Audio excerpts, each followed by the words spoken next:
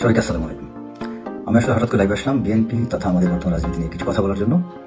খুবই দুঃখজনক হলেও সত্য যে এমন কিছু কথা বলতে হবে যে কথাগুলো হয়তো বা অনেক রাজনৈতিক দলের ভালো লাগবে না, তাও আমি বলছি।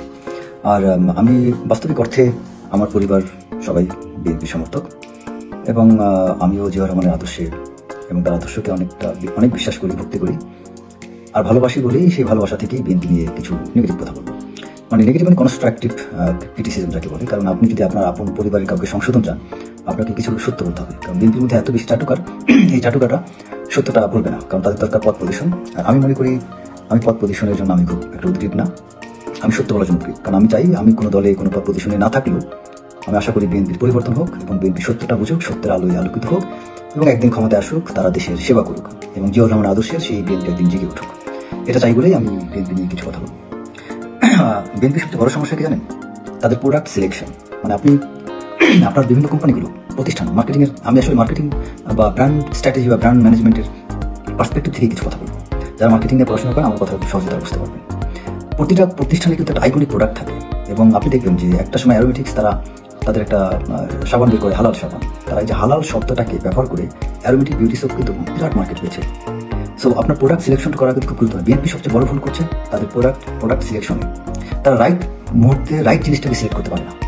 এবং আপনি খেয়াল করে দেখেন ব্র্যান্ড পজিশনিং বলে একটা শব্দ আছে মার্কেটিংয়ে, যে ব্র্যান্ড পজিশনিং কি, যে আপনার একটা ব্র্যান্ড পজিশনিং কি। যেমন ধরেন কথা হার্লি ডেভিসনের মোটরসাইকেল, এটা একটা ব্র্যান্ড পজিশনিং কি। হার্লি ডেভিসন মোটরসাইকেল মানুষ কেন কিনে জানেন? যে বাইকটা স্টার্টিং ঘুম করে একটা শব্দ হয়, এই শব্দটা অনেকে পছন্দ করে।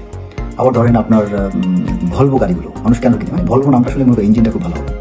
আবার ধরেন কেউ আপনার মার্সিডিজ গাড়ি কেন কিনে বা BMW গাড়ি কেন কিনে? অনেক ব্র্যান্ড আছে, কিন্তু প্রতিটা একটা ব্র্যান্ড পজিশনিং আছে।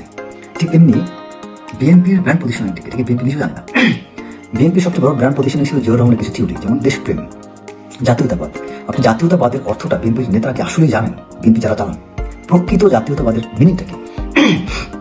জাতীয়তাবাদের জন্য আপনাকে যতটা আপনার মধ্যে রিজিডিটি, কঠোরতা যা থাকা দরকার, সে জায়গায় কিন্তু আপনি স্থির থাকতে পারছেন না। আপনি প্রতি মুহূর্তের মধ্যে পলিটিবাজি করতেছেন। আপনি খেয়াল করে দেখেন বিএনপি কিন্তু এক জায়গায় স্থির থাকতে পারছে না এবং তারা এই জাতীয়তাবাদের ঘাটতি থাকার কারণে কিন্তু তারা প্রোডাক্ট সিলেকশন ভুল করতেছে। এই যে ছাত্ররা আন্দোলন করেছে, ছাত্রদের চেয়ে সবচেয়ে বেশি আরো পরিশ্রম করেছে বিএনপির ছাত্রদল, যুবদল, বিএনপি নেতারা অনেক কষ্ট করছে। কিন্তু এই আন্দোলনের সময় দেখেন সমন্বয়করা, এই যে বৈষম্য বিরোধী ছাত্র আন্দোলন, তারা কিন্তু তাদের পজিশনিংটা একটা জায়গায় রেখেছে এবং যখন এই পজিশনিংটা একটা জায়গায় রেখে তারা যখন আন্দোলনের দিকে ধাবিত হলো, আপনি খেয়াল করেন সাধারণ মানুষ কিভাবে নেমে আসলো। বিএনপির অবদান আছে, কষ্ট করেছে, কিন্তু এই আন্দোলনে সাধারণ মানুষ কি বিএনপিটাকে আসছিল না বৈষম্য বিরোধীটাকে আসছিল? বৈষম্য বিরোধীটাকে আসছিল। বিএনপি নিজেও ছিল এবং বিএনপির মাঠে অনেক বড় ভূমিকাও ছিল, কিন্তু এই জায়গায় প্রোডাক্টটা সেট করেছিল কি বৈষম্য বিরোধীরা। বৈষম্য বিরোধীরা এমন একটি প্রোডাক্ট সেট করে দেয়, যেই প্রোডাক্ট সেটের কারণে বেসরকারি বিশ্ববিদ্যালয়, প্রাইভেট ইউনিভার্সিটির সাধারণ মানুষ, সেনাবাহিনী, সরকারি কর্মকর্তা, সমস্ত ক্লাসেস অফ পিপল জয়েন। আবার এখন যখন 5 আগস্টের পর সরকার চেঞ্জ হয়ে গেল, বিএনপি কি ভুল করে দেখেন? সেখানে বললে কি তারা মনে করলো যে আমাদের ক্ষমতা আসতে গেলে আমাদের কিছু ঘটনা আছে, সেই হরকাতুল জিহাদ মিহাদ বা জেএমবি নিয়া আপনার ওই যে মুফতি হান্নান বা ওই যে কি বলে আপনার মুফতি শাইখ আব্দুর রহমান, বাংলা ভাই, অনেক কাহিনী তো ঘটেছিল। তার 10টা কিছু এই জন্য তো বিএনপি অনেকটা বিতর্কের মধ্যে পড়ে গিয়েছিল। তারা তখন ভাবলো কি যে আমাদের ক্ষমতা আসতে হলে ইউরোপের কাছে আমাদের ভালো থাকতে হবে, ভারতের কাছে। আর এটাকে ভালো থাকার জন্য কি করবো? আমরা ভারতকে একটু নমনীয় রাখি। আরে বাবা, এখানে তুমি সবচেয়ে বড় ভুল করছো। তোমার প্রোডাক্ট কি ছিল? তুমি ওই জিনিসটাকে কিন্তু তুমি ওই জায়গায় ঠিক থেকে ওইটাকে তুমি ম্যাটেরিয়ালাইজ করতে পারতো যে না, আমার জাতীয়তাবাদ আগে, ভারত ফরগেট ইট, আমি দেশ দেখবো, আমি দেশটাকে দেখবো, আমার দেশের স্বার্থ আগে, আমি আমার এই দেশ রক্ষার জন্য কে কি করলো I will not care. BNP যদি এই জায়গাটা খালি স্ট্রং থাকতো, এই মুহূর্তে কিন্তু বিএনপির মারাত্মক একটা সুযোগ পেয়েছিল তার জনপ্রিয়তা বাড়ানোর। বিএনপি কি করলো? সেই জনপ্রিয়তা বাড়ানোর সেই প্রোডাক্টটাকে সিলেক্ট না করে ওই প্রোডাক্টটা বাদ দিয়ে সে কপি পেস্টে চলে গেল, মানে কপি ক্যাট টাইপ। মানে সে ওই এখন জামাতও তাদের মতো একই কাজ করছে। জামাতও কিন্তু তারা দেখবেন তাদের আসল প্রোডাক্টটা ভুলে গেছে। জামাতের যে একটা ব্র্যান্ড পজিশনিং ছিল, ব্র্যান্ড পজিশনিং মানে কি? আপনার একটা প্রোডাক্ট, আপনার ওই প্রোডাক্টটা নিয়ে মানুষের মাথায় যেটা চিন্তা করে, যেমন ধরেন আপনি যারা ব্র্যান্ডে একটা প্রোডাক্ট কিনবেন, ব্র্যান্ড পজিশনিং কি থাকে? যারা ব্র্যান্ডটা অন্য সব ব্র্যান্ড থেকে একটা জায়গা আলাদা। শ্যানেল পারফিউম মানুষ কেন কিনে? এটা অন্য জায়গা থেকে আলাদা। আপনি দেখবেন সিঙ্গাপুর এয়ারলাইন্স, এই সিঙ্গাপুর এয়ারলাইন্সের ব্র্যান্ড পজিশনিং কি কেউ জানেন?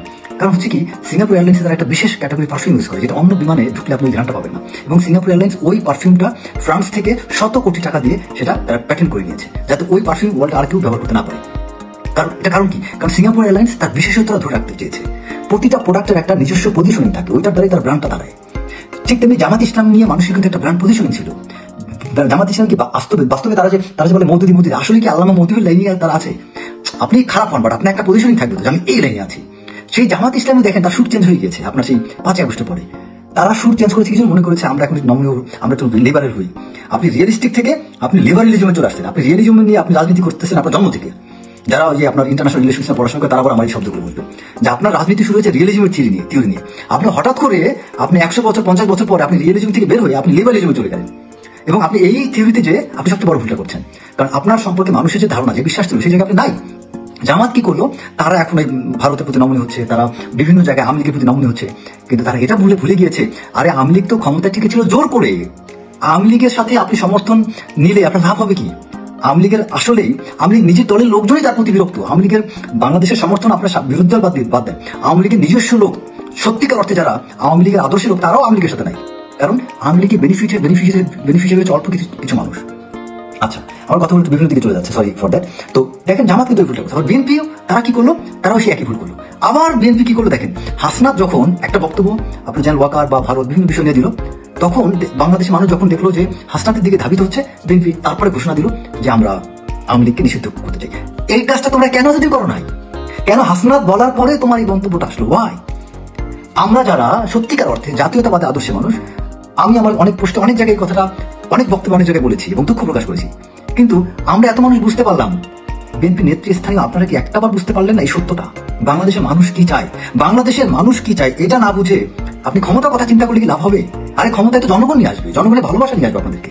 আপনারা সেই জনগণের ভালোবাসাটা না দেখে আপনি যাচ্ছেন কেন? আপনারা এই পলিটিক্সটা মানে অ্যাকচুয়ালি সহজ থিওরি ছিল, জিয়াউর রহমান যে বিএনপি দাঁড় করিয়ে দিয়েছে, আপনারা সেই আদর্শটাকে ধরে রাখেন, আপনাদের আর কিচ্ছু লাগবে না, বাংলাদেশের জনগণ আপনাদেরকে ক্ষমতায় রাখবে। এবং ফখরুল ইসলাম আলমগীর এখানে যে ভূমিকাগুলো রাখছেন, তিনি নিজেকে অনেকটা আমি মনে করি এই জায়গাটা আসলে তার অত্যন্ত সুন্দর ইমেজের একজন মানুষ। আমি জানি না তাকে তার মতো একটা মানুষকে কে বা কারা গাইড করতেছে এবং কেন ওনারা এই ভুলগুলো করার কথা না, কেন উনি এই ভুলগুলো করছেন সেটা আমি আসলে বুঝতে পারছি না। এবং জামাত ইসলামও কেন এই ভুলগুলো করছে আমি জানি না। তো আমি অনুরোধ করবো জামাত ইসলাম এবং বিএনপি, আপনারা সত্যিকার অর্থে কনফিউজড হবেন না। কনফিউজ না হয়ে আপনারা আপনাদের প্রোডাক্টটাকে সেট করেন, আপনাদের আসল প্রোডাক্ট কি বোঝার চেষ্টা করেন, আপনার স্ট্রেংথ কি। আরেকটা ব্যাপার আছে, SWOT অ্যানালাইসিস একটা বিষয় আছে, যেটা হচ্ছে যে আপনার স্ট্রেংথ, উইকনেস, অপরচুনিটিস, থ্রেট। আপনাকে কিন্তু জামাতকে বিএনপিকে বুঝতে হবে তার সবচেয়ে বড় শক্তির জায়গাটা কি এবং তার দুর্বলতার জায়গাটা কি। বিএনপির সবচেয়ে বড় শক্তির জায়গাটা হচ্ছে তার জাতীয়তাবাদ। বিএনপি সেই শক্তিকে কাজে না লাগিয়ে তারা কেন অন্যদিকে যাচ্ছে, কেন তারা চিন্তা করবে, কেন তারা অতিমাত্রায় পলিটিক্সটা করতে যাচ্ছে। ভারত কোনোদিন ভাই আপনাদেরকে আনবে না ক্ষমতা, বিশ্বাস করেন। আপনি মনে করতেছেন আপনি ভারতকে ব্যবহার করতেছেন, ভারতের সাথে একটু কোনোরকম টাইম পাস করে ভারতকে একটু সাথে পাশে রেখে কিছুটা করবেন, নো, ভুল। জীবন ও ইহ জন্মেও ভারত আপনাকে জায়গা দিবে না। আমি সত্যি কথা, আমি অনেক কথা বলতে পারছি না। আমি ভারতের বিভিন্ন কর্মকর্তা থেকে শুরু করে বিভিন্ন লেভেলে যতটুকু আমি নিজে মিশছি, আই এম শিওর বিএনপি কোনো নেতা আমার মনে হয় এতটা মিশছে, আই এম শিওর। আমি চ্যালেঞ্জ করে যে কোনো নেতাকে বিএনপি নেতাকে বলতে পারবো আপনারা কতটুকু মিশছেন, আন্তর্জাতিক সম্পর্কের কয়জন বহির্বিশ্বের মানুষের সাথে মিশেন আপনারা, কিসের ভিত্তিতে এত ভারতকে এত বিশ্বাস করতে চান? আপনি ভারতের বিরুদ্ধে যান না, বিশ্বাসও করেন না ভাই। আপনি একটা দলের রাজনীতি করেন, আপনারা ভারতের সাথে সম্পর্ক মেনটেন করেন, ফাইন, পলিটিক্যাল রিলেশন রাখেন, কিন্তু আপনি তাকে তার মনোরঞ্জন করতে চাচ্ছেন কেন? তাকে তার ভাই চলতে চাচ্ছেন কেন? তার ভাই যাওয়ার দরকার নেই, আবার তার বিরুদ্ধে আপনি বিরুদ্ধে যান সেটাও দরকার নেই। প্রতিবেশী রাষ্ট্র, তার সাথে আমার ভালো সম্পর্ক থাকবে, সমস্যা কি? কিন্তু তার মনোরঞ্জন তার মতো করে আমাকে চলতে হবে কেন? তার মানে আমি কপি ক্যাট করছি, আমি কপি করছি। আপনি কপি করা বাদ দেন, আপনি নিজের প্রোডাক্টটা নিয়ে নিজেই বাজারে থাকেন। একদিন না একদিন আপনার প্রোডাক্টের কোয়ালিটি যদি ভালো হয়, আপনি বাজারে টিকে থাকবেন, এতে কোনো সন্দেহ নাই। আধিপত্যের সাথে আপনি টিকে থাকবেন বাজারে, যদি প্রোডাক্টের মান ভালো থাকে। বিএনপির উচিত তার প্রোডাক্টটাকে ঠিক করা এবং ওই প্রোডাক্টটা নিয়ে স্ট্রংলি আগানো। এবং বিএনপির শক্তির জায়গাটা বাংলাদেশের জাতীয়তাবাদ, বাংলাদেশকে নিয়ে তার চিন্তা করা। আপনি সেই চিন্তা না করে আপনি একবার আওয়ামী লীগকে ম্যানেজ করতে চান, ভারতকে ম্যানেজ করতে চান। আরে একটা বিপ্লবের মাধ্যমে যে আওয়ামী লীগকে দূর করা হয়েছে, একটা বিপ্লবের মাধ্যমে আপনার আওয়ামী লীগকে শুধু দূর করা হয়েছে তা না, শুধু আওয়ামী লীগকে দূর করার অন্যতম কারণ ছিল আওয়ামী লীগের অতিমাত্রায় বায়াসনেস ছিল ভারতের প্রতি। ভারত, আওয়ামী লীগ এই মুহূর্তে বাংলাদেশের সাধারণ জনগণ এটার প্রতি প্রচন্ড নেগেটিভ। সেই জায়গায় বিএনপি জামাত কি করে এই জায়গাটার প্রতি তাদের উইকনেস দেখায় এবং অতি হাস্যকর। এবং এটা আমি সত্যি কথা বুঝি না, বাংলাদেশের জনগণ এটা বুঝে, কিন্তু বিএনপির নেতৃস্থানীয় নেতারা বুঝে না। হাসনাত এটা বুঝতে পারলো, আপনারা বুঝতে পারলেন। হাসনাত একটা কথা ফাঁস করলো, তারপর আপনি বুঝেন নাই, আপনি আসলেও বুঝেন নাই। আপনি কি করছেন, হাসনাত বিষয়টা ফাঁস করে মানে এটাকে এক্সপোজ করে দেওয়ার পরে এখন গা বাঁচানোর জন্য এটা করতেছেন। বুঝে করলে আমি খুশি হইতাম, আপনি এখনো বুঝেন নাই। বিএনপি যারা চালাচ্ছেন আপনারা এখনো বুঝেন নাই, গা বাঁচানোর জন্য এই কাজটা করা বন্ধ করেন। আপনার রিয়েলিটি, আপনার আসল প্রোডাক্ট, আপনার আইকনিক প্রোডাক্ট হচ্ছে আপনি এই মুহূর্তে ভারত এবং আওয়ামী লীগকে খুশি করার প্রচেষ্টা বন্ধ করেন। আওয়ামী লীগ কোনোদিন আপনাকে গত কয়েক বছরে আওয়ামী লীগ আপনাকে নিষিদ্ধ করতে চেয়েছে। আপনারা আগেও ভুল করছেন, এখনো ভুল করে যাচ্ছেন। এবং সত্যিকার অর্থে আপনারা এরকম করে যদি ক্ষমতা আসেন, বেশি দিন টিকতেও পারবেন না। আপনার যে সত্যিকার অর্থে জাস্ট ধরেন কথা একটা আওয়াজ যদি শুরু হয়ে যায় যে আওয়ামী লীগ ক্ষমতা আসতে যাচ্ছে, আবার বহু নেতা ইঁদুরের গর্তে ঢুকবে। এবং আমরা যারা কথা বলেছিলাম আগে, আমরা কিন্তু আগের মতোই কথা বলবো ভাই, সব 2 নম্বরই করিনি তো। সো টিকে থাকবেন ছেলে। কিন্তু এই আপনারা যারা এখন বেশি লাফাচ্ছেন, তারা কিন্তু আবার গর্তে ঢুকবেন। আমরা কিন্তু গর্তে ঢুকবো না আল্লাহর মধ্যে। কারণ কি, এক নীতিতে আমরা থাকতেছি।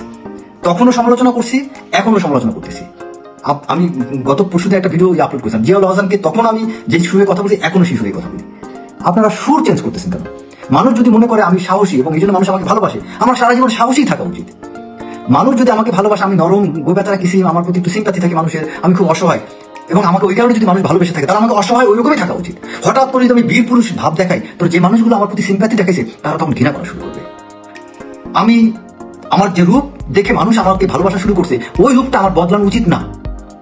বিএনপি ওই ভুলটা করেন না আপনারা। জামাত ইসলাম আপনাদেরকে ধর্মভীরু, আপনাদের মধ্যে সততা বা আপনাদের মধ্যে কিছু গুণাবলী দেখে যে মানুষগুলো ভালোবাসে, আপনারা সেই গুণাবলীটা ধরে রাখেন। কেন এই মুনাফিকের মতো আপনারা রূপ বদলাচ্ছেন? কেন অ্যাডজাস্টমেন্টে যাচ্ছেন? কি কারণে? কি অর্জন করতে পারবেন? যাই হোক, বুঝলে বুঝপাতা, না বুঝলে তেজপাতা, কি করার আছে। আমি জানি না আমার এই আজকে বক্তব্য পরে কারা আমাকে শত্রু ভাববেন, কারা মিত্র ভাববেন, আমি জানি না। বাট আমি আল্লাহকে হাজির নাজির করে আমার বিবেক বলেছে কথাগুলো সত্য, and this are the facts. আপনারা এটা বিরোধিতা করলে আমার কিছু আসে যায় না। ভালো থাকবেন সবাই। আসসালামু আলাইকুম।